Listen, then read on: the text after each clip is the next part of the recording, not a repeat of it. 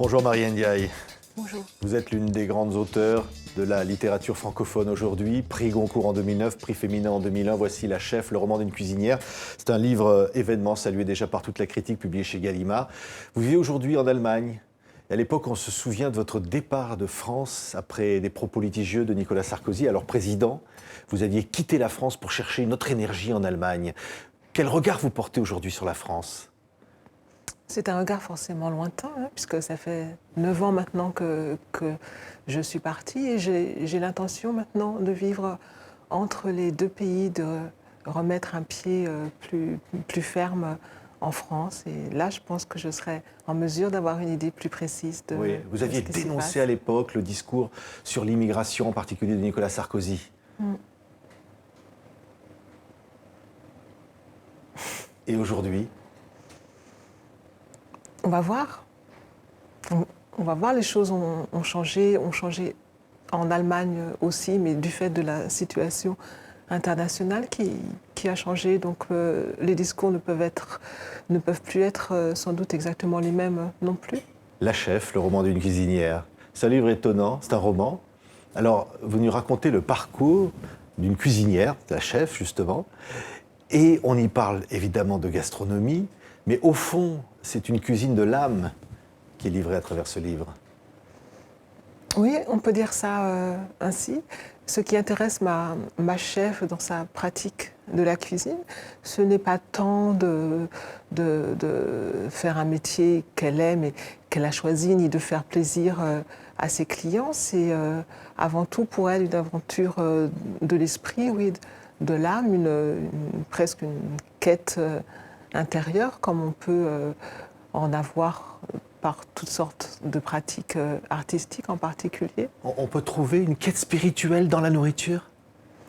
Elle, c'est pas tant dans la nourriture que dans la transformation des ingrédients en plats qu'elle essaye de rendre sublimes. C'est pas tant le fait de manger qui l'intéresse que de transformer la matière première et de créer des objets esthétiquement impeccables à son idée. Mais c'est aussi une forme d'abnégation. C'est une passion dévorante qui va tout prendre. On a l'impression qu'elle s'enferme du monde extérieur, votre chef.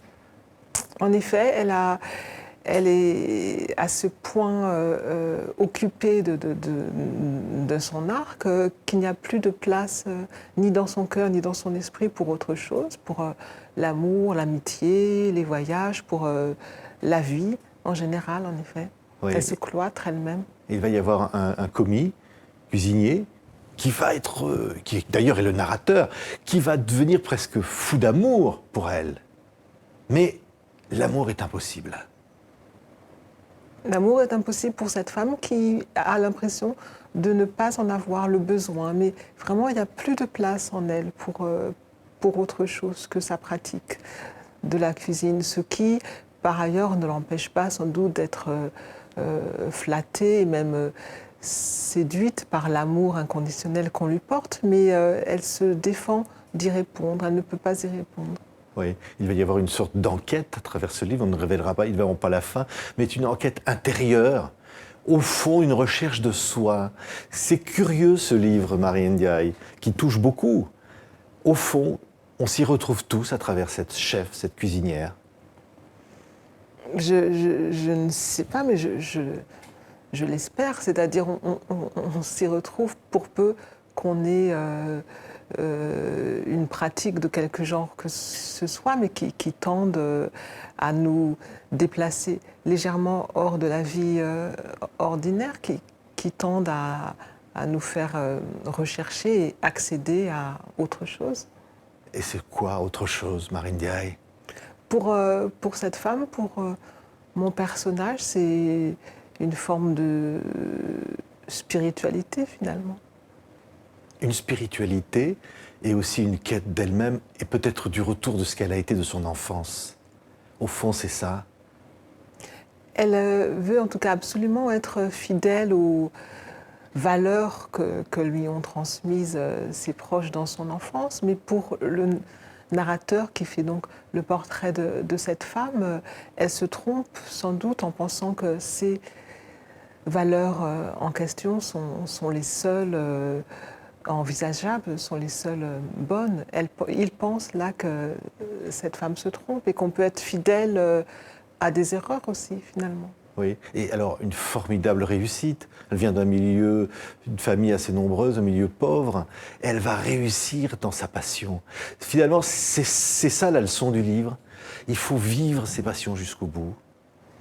Je ne suis pas sûre qu'on puisse en faire une leçon parce que, en l'occurrence, la vie de cette chef qui vit en effet sa passion n'est pas si heureuse, n'est pas exemplaire en tout cas. Et ce renoncement à tout ce qui n'est pas la cuisine, c'est peut-être aussi la grande erreur de sa vie finalement. Vous y voyez un parallèle avec votre propre histoire, Marine Ndiaye? Non. Pas du tout, c'est presque l'inverse parce que moi aussi, certes, je me suis consacrée dès l'enfance presque à l'écriture, mais j'ai voulu faire en sorte ensuite d'avoir tout, d'avoir l'écriture plus le reste et de ne rien sacrifier à l'écriture. Oui. Pourquoi? Parce que c'est un risque. Finalement, vous avez eu, je le disais, le prix Goncourt. Est-ce qu'à un certain moment, on risque de perdre le reste ou de trop se consacrer à sa passion? Oui, c'est un risque en effet, mais qui n'avait aucune chance de m'atteindre, je pense, car là n'est pas du tout ma personnalité. Mais il y a sans doute un risque pour certains artistes, dont ma chef, de tout sacrifier à quelque chose qui leur semble suprêmement important. Mais c'est peut-être une erreur aussi de croire ça. Malgré tout, il y a quelque chose de vital dans l'acte d'écrire, Marine Ndiaye.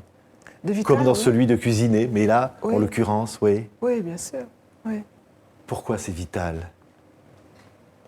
Parce que c'est ce qui vous permet d'apprécier le reste de la vie, sans quoi vous auriez peut-être du mal à vivre pleinement dans le reste de la vie. Il faut qu'il y ait cette volontaire mise à l'écart quelques heures par jour pour que le reste de la vie puisse être savouré comme il le mérite. Oui. C'est un besoin pour vous, une nécessité pour vous d'écrire. Oui. Et vous cherchez quoi? Je cherche, contrairement d'ailleurs à ce qu'on peut croire, à ne plus être uniquement moi-même, à être mille autres, ou des centaines d'autres êtres humains, à être, oui, d'autres que moi-même. Merci beaucoup, Marine Ndiaye. La chef, roman d'une cuisinière, publié chez Gallimard. C'est votre nouveau livre et je le disais, c'est un magnifique livre. C'est à chaque fois un événement, un retour. Merci, Marine Ndiaye, d'avoir été notre invitée.